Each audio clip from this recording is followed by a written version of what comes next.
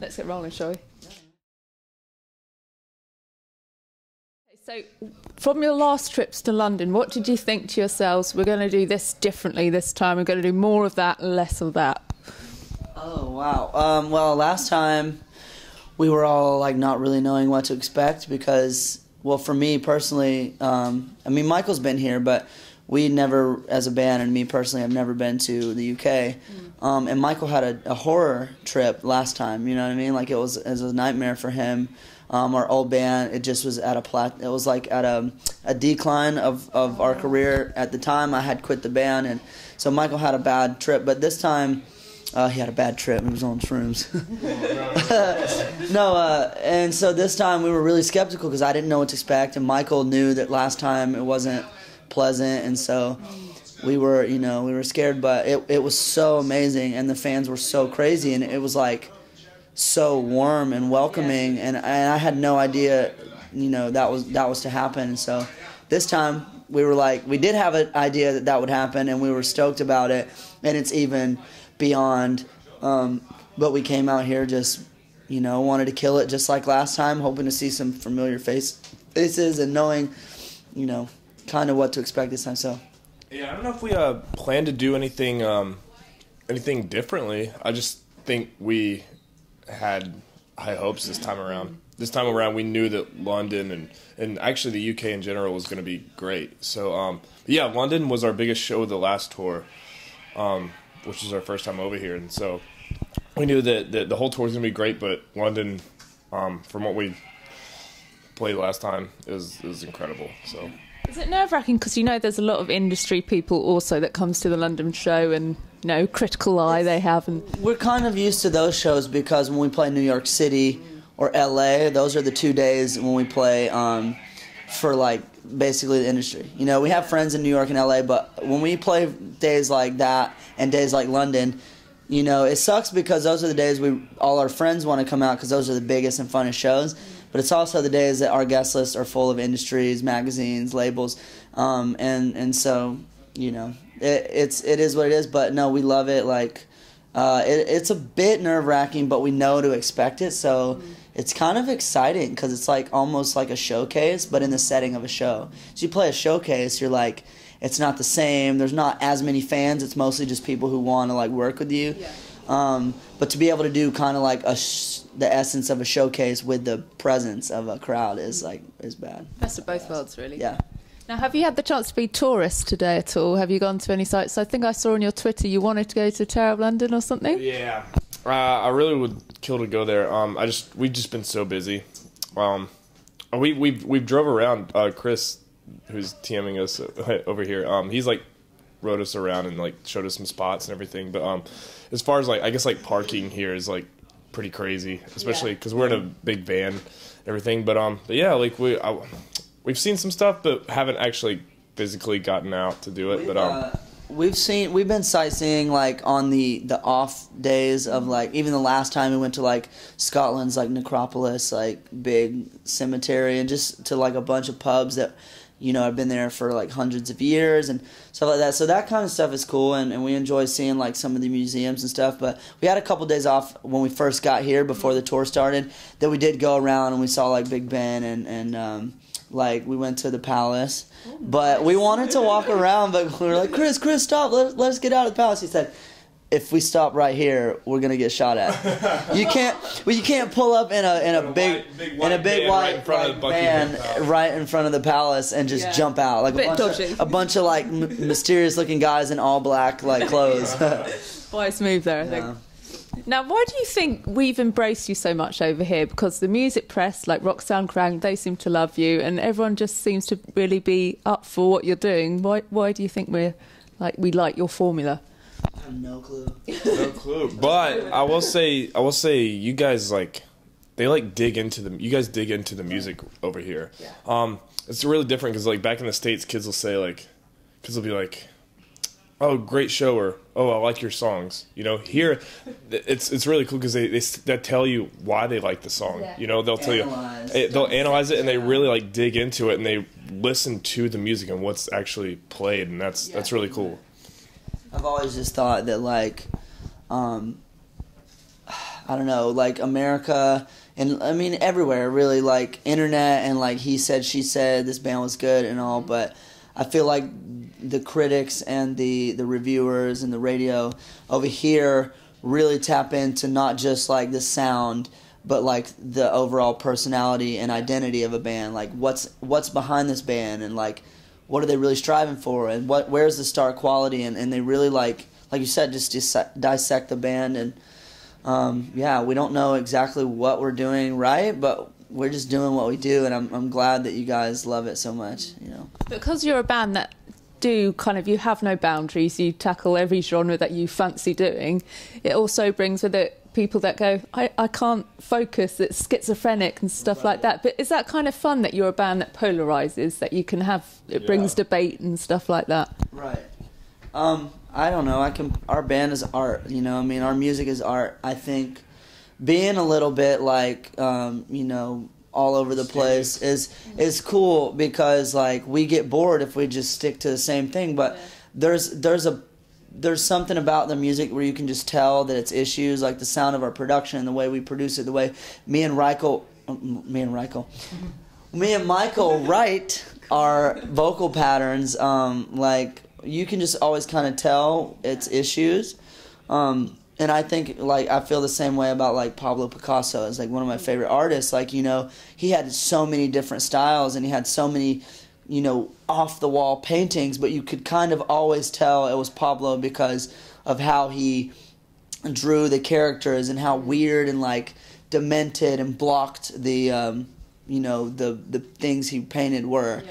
But, you know, given, like, there was different colors, he had all these different formulas to how he would make his art, and it's the same way with music. It's just a different career, but it's the same, you know, mentality when you're creating something marvelous, you know what I mean? When you're putting that much passion into something, though, something so personal, is it hard when you read criticism? Do you take it well, or do you have sleepless nights about certain comments that stick in your head? Or the only ones are the people who are just being ignorant, really. Yeah. Right. And it doesn't really get to me. I just wish I could, like, show them actually.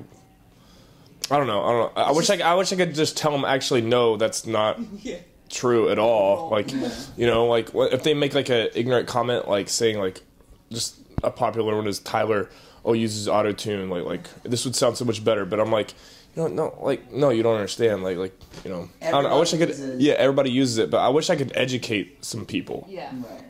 You know, I never get really too offended at all by any means. I just wish people will say something and it'll be completely inaccurate. You just want it to be a valid point, basically. Right. I mean, people. There's so much, like, you can be knowledgeable and be a critic, and even if you hate my music, you can be hateful and still be like smart or intellectual behind your hatred. You can't just say you suck. Yeah. Like, you can say, dude, I think your band sucks because. Yeah. You know what I mean? And dissect it, like, and be, like, valid about it. You know, there are a lot of just ignorant comments and stuff, but, like, as humans, like, we want to, like, become teenagers and just be like, well, fuck you, you know? But we're growing up, and so the more we grow, the more we learn to not, like, focus on it. And, you know, even sometimes we get magazine articles that will write things about us and misquote us and twist the things we say to make us look like total buffoons, or make us look like what we call cock stars, basically, just like arrogant rock stars. Yeah. And you just have to brush it off, because like as you the bigger you get, the more people there are to kind of portray you to the public. Yeah. And what's important is that we just portray to the public who we really are and stay true to ourselves, because you know what I mean? People will figure it out one way or other, and people are going to think what they want either way. You're going to meet a fan outside, and if you don't talk to them, you know, as excitingly as they might have pictured it in their head, they're going to go around and tell everybody you're a dick. You're an asshole. But the truth is, like, everybody's different. You know what I mean? Like, Michael's not as, like caffeine. He's not as. It's so weird. Like, I come up on camera, and a lot of people say, like, wow, you're so different in person. Because, like, in person, like, I meet fans, I'm like, I would never, like, think that I was an asshole, but I'm really calm. You know, when I meet fans, I'm like, hey, thank you. Like, appreciate it, you know, like really calm. But on camera, like, there's a lot of videos out there, I guess, of me just being like crazy, like all over the place. And people think that I'm gonna come up to them and be like, hey, you know, right? You can't be like that 24/7. Yeah, not at all. Sometimes I'm calm, and sometimes I'm like, what's up? You know what I mean? It just depends on what mood I'm in. So. And you can have a bad day. Anyone can have a bad day. You never know what's going on in someone's head, like when you meet them, but. You know, like, I don't know, everybody's just different. You gotta, you know, learn that. So, no negativity. We don't focus on that. So.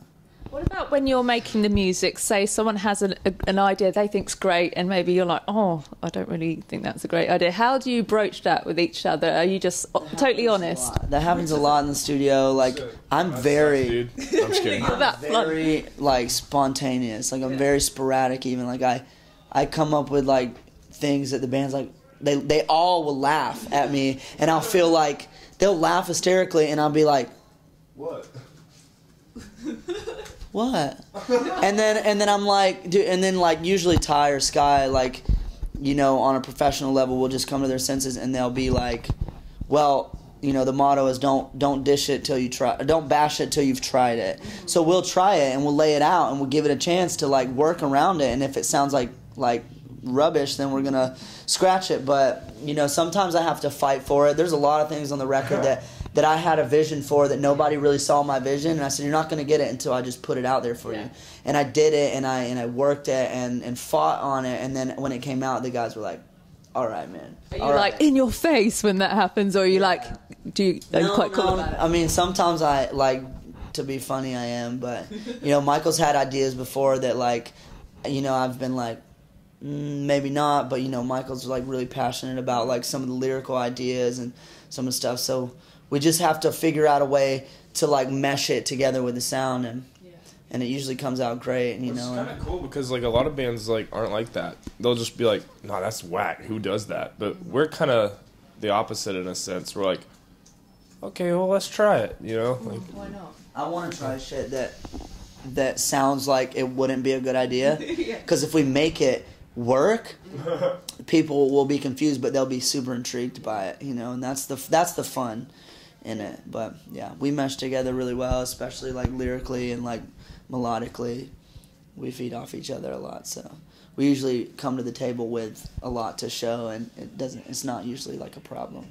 Because there aren't any boundaries in terms of what you'll try out, does that mean that you're always getting ideas 24/7? Your mind is buzzing, you can't switch off? Especially. Really? I'm tapping. I don't know how to play. I play drums, and I don't know how to play guitar or produce or anything. I just know how to make, you know, play drums, make beats, and like sing. And that's why I look up to Michael Jackson, because Michael Jackson used to like, he would a cappella like dang, like he would do the guitar, he would do the vocals, he would go, and he would like do it all. And then he would go to a studio with professional musicians who knew how to play instruments to do it. And sometimes, like, I was just thinking the other day about like a melody and like an idea for a song, and like even like a tempo and a structure style that I was talking to Ty about even for the next record. So we're always like, gears are always turning. Do you have like dictaphones with you at all times, or just your iPhone, or yeah. Just like record something. If you have an idea, we'll just like pull our phones out and just record it. Yeah. A lot of it, it's so funny. Some of the stuff he has on his phone is probably hilarious. Just like, if my phone got out, it would be so embarrassing. Any you can play us here? We're in a little exclusive. Maybe, I don't know. Don't find anything else on it by accident. I'm not going to look while he scrolls. It could be quite awkward. Will I? We'll see. just so it's not like this long pause of me looking. I could ask you questions while he's doing that. That works. Okay, so before you go on stage, you've got a couple hours now, I think. Mm-hmm. What is the vibe in the dressing room? Who's the nervous one? Who's the one like doing their exercises? I don't know. Why is it stop? Ooh. I don't know. I it's so weird because I'm so like, I don't know. I just like to like chill before I go on stage, like, because once I hit the stage, I just like let everything out, I guess. So right before I go on stage, I'm literally like, Tyler will be like hyping up and like doing jumping jacks. And he's like, okay, let's go. And he's like, come on, do some jumping jacks. And I'm like, just have my headphones in, just listening to really chill music. Get in a zone. Yeah. And I don't know. I don't listen to like crazy stuff before I go on stage. I listen to just really just chill, mellow music before I go on stage. And then once I go to stage, I'm just like, okay, let's go. You unleash the beast. Yeah, pretty much. I guess so. But yeah, I don't know. We listen to a lot of music, I guess, before we go on stage. Everybody kind of just kicks it and just hangs out. Tyler kind of is hyper right before we go on, but yeah, for the most part, we just kick it. This is so bad. Sorry. Go. Are they rough? No, hang on.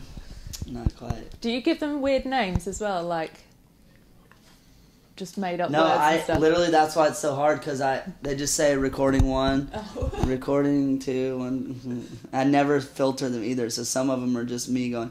Huh. Did you prank Bring Me the Horizon in the end, at the end of the tour? Because I know I watched an interview. No, we didn't. We just all the vocalists just went out and did the last song with them. Okay.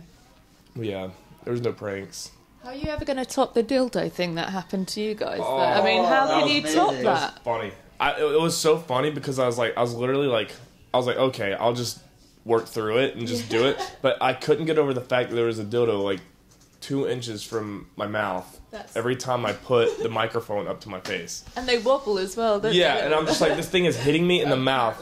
Like, I literally was just like, oh my That god. was bad. I tried to just get over it, but I couldn't. No. What could be worse than that? We've got to think of something worse that you can do to someone else. I can't think, and if I Pierce did, I DeVille can't tell you did a because really cool prank. I saw it when I toured with them. What? I was saying if I come up with something, I'm not going to tell because I've got to hold it out for. Wow. One of the coolest things I saw Pierce DeVille. They brought a beer pong table and played beer pong on stage while Amity Affliction was playing. The whole set. They literally waited. They finished the whole game. They didn't leave the stage until the whole game was done. Bit distracting. Yeah, that's Yeah. funny. I've heard like in metal bands. There's stories of like somebody putting like a dead deer in the backseat of someone's van, like some roadkill or something. By the way, I found one, Oh, come on then. and I remember this because I want to use this eventually, and I've got the copyrights to it, so don't get any ideas. But it was when I was sick too, so like that always happens too. Is sometimes I'll be in my bunk and everyone's quiet and like everyone's sleeping, so I have to like be really quiet. You've got sexy husk as well. Yeah, right. Oh yeah. And I can't wait to save my life. And life is just a day gone by. Bye bye, baby, please run. That's all it was, but yeah. Sometimes like can't belt it out in my thing, so I have to be like singing like a girl. Yeah. What about you? Have you nailed any ideas lately? No, I actually had I had a couple on my old phone, but I just literally got a new phone because it just shit out. He's got the pages of notes for days on like just lyrical ideas and one-liners. We like to base some stuff off of. I have like just like little, even if it's not a whole paragraph, I just have like little lines of just things that'll come to me, I guess. Just cool lines and songs. Sad Ghost was like a lot of that was just like Michael's like inner thoughts, just jotting down like one-liners and stuff. So. That can be dangerous inner thoughts, can't it? In a sense, then it could be good, maybe. Genius. You know. Yeah. Are there any things where you write something down, you're like, oh no, that's going too far. I need to scribble that out really quickly before anyone sees that. I don't really write things down. I like do it a lot on my computer, which I've heard takes away the authenticity of traditional writing, but I just can't write fast enough, and ideas come to my head. I gotta like delete, and then it's just like way easier for me. Yeah. Especially when I'm trying to like write lyrics, I can like I could be erasing it and writing it again, or I could just like I'll delete like. Yeah.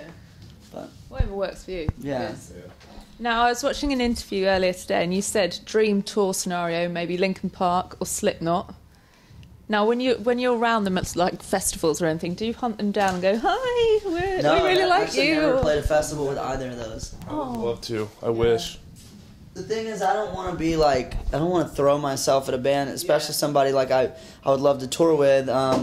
it sucks, but I would just rather be like introduced, by somebody like our publicist Haley, PR, not by even like a label or a manager, like, hey, like this is formal, because that feels forced. But the reason we have like Haley over here in the UK is so that she can introduce us to people on a friendly level, in a friendly setting, and we can actually get to know each other, because like, it's not so much business, but actually having like a friendship, maybe even a long-term like, business relationship and friendship, Yeah, you don't want that really formal thing. It just feels a bit intense, doesn't it? Yeah. Yeah. Nice to meet You don't want to feel like some huge like fan either. Even though we are like fans of their music, but like you don't want to come across as like someone just like. Are you good at playing it cool? Do you think, even if inside you're like? I don't know. I'm pretty like honest. My body language and my expressions and like the way I meet people, and I think it's just how I was raised. I'm very outgoing and very giddy and bubbly, and some people in our band aren't, and it's usually I kind of like sometimes I just like throw myself out there, and they're always like, dude, chill out, man. And I'm like, no, it's cool, man. He's cool. This guy's cool. People like people being genuine, don't they? I just gotta be genuine. Me and like even Michael like meet people. You just kind of just be who you are. I mean, like we said earlier, everybody's a different type of person, so everybody's gonna be different. Now, would you ever do a tour with just a simple pop act? Because you've got pop elements in there. Would you kind of, if it was allowed to happen, would you tour with a JT or a Miley Cyrus or if it was like a radio show, like a they have like Christmas bash, like big, or Jingle Jam. What is it? You guys have it? Oh yeah, the Capital FM Christmas thingamybop. I would do something like that. And if it was a lot of pop acts, we would just incorporate more of our pop songs into the set. Yeah. So you'd be against that? Yeah. No. Not really. I mean, if it's gonna like help boost the band. Yeah. Who likes Hanson? Someone likes Both of us. Oh, who doesn't like Hanson? Right. Have you met them yet? Because haven't you got a connection somewhere? We have connections. They're pretty busy. Those guys are evangelists. Like they're pretty like full time. Not even just touring, but they're like all over the world doing like like charities, and like not even just charities, but like I don't know their religious standpoint, but if you could say they're missionaries without implying that they're strictly religious, because I don't know, but they're like evangelists. They like travel the world and they do great things. So they're pretty much on the move all the time, I think. Oh, thumbs up, Hanson. I'll be at their tour though. Next tour they do, I'll be there. Front row. Trying to get on that. Now, what have you learnt from Of Mice and Men while you've been with them? Because you've been with them quite a while now. Have you gathered anything from them in terms of knowledge, or how they do touring, or how they've got so much success? We want their rider. What's on their rider?